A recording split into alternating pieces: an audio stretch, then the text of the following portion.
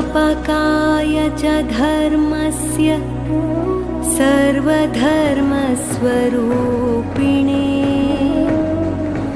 अवतारवरिष्ठाय रामकृष्णाय ते नमः।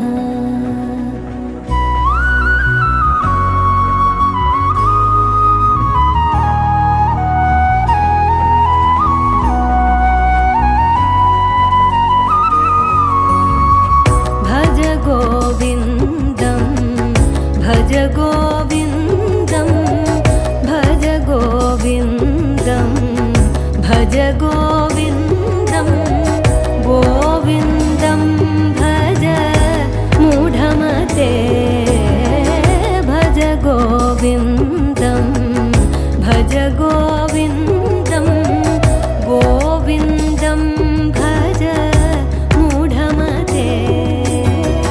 सम्प्राप्ते सन्निहिते काले सम्प्राप्ते सन्निहिते काले नहि नहि रक्षति डुक्रकरणे नहि नहि रक्षति डुक्रकरणे भज गोविन्दं भज गोविन्दं गोविन्दं भज मूढमते।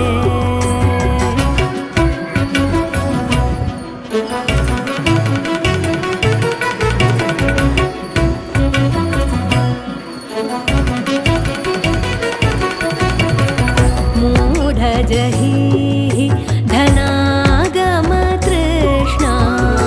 मूढजहि